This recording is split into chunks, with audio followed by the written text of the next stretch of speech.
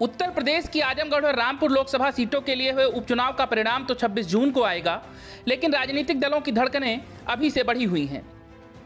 खासकर समाजवादी पार्टी की अखिलेश यादव और आजम खान को अभी से हार का डर सताने लगा है। एक तो मुख्यमंत्री योगी आदित्यनाथ की बढ़ती लोकप्रियता और दूसरे इस उपचुनाव में कम वोटिंग परसेंटेज आजमगढ़ से लेकर रामपुर तक विपक्षियों के लिए चिंता का सबब बना हुआ है। वैसे भी उत्तर प्रदेश उपचुनाव का इतिहास झटके देने का रहा है। यूपी विधानसभा चुनाव 2017 के बाद उत्तर प्रदेश में 2 लोकसभा सीटें खाली की गई थीं। गोरखपुर से सांसद योगी आदित्यनाथ को मुख्यमंत्री की जिम्मेदारी मिली, वहीं फूलपुर से सांसद केशव प्रसाद मौर्य को डिप्टी सीएम बनाया गया। दोनों सीटों पर लोकसभा उपचुनाव हुए और गुस्साए वोटरों ने दोनों ही सीटों पर भाजपा को करारी हार का स्वाद चखाया। वहीं यूपी विधानसभा चुनाव 2022 में भी 2 सांसदों ने इस्तीफा दिया। आजमगढ़ से पूर्व सांसद और समाजवादी पार्टी अध्यक्ष अखिलेश यादव और रामपुर से पूर्व सांसद आजम खान ने विधायक बनने के बाद सांसदी से इस्तीफा दे दिया। इसके बाद यहां उपचुनाव हुआ है, लेकिन इस चुनाव में मतों का प्रतिशत काफी कम रहा है और यही सपा के लिए टेंशन खड़ी कर रहा है।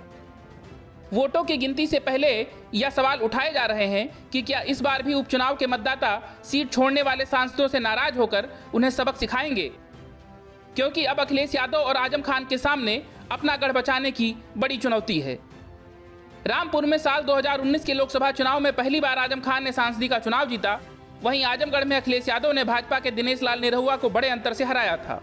लेकिन अब मामला पहले जैसा नहीं है, क्योंकि 2019 के लोकसभा चुनाव में समाजवादी पार्टी के साथ बहुजन समाज पार्टी का गठबंधन था। इस कारण आजमगढ़ से लेकर रामपुर तक माहौल सपा के पक्ष में था।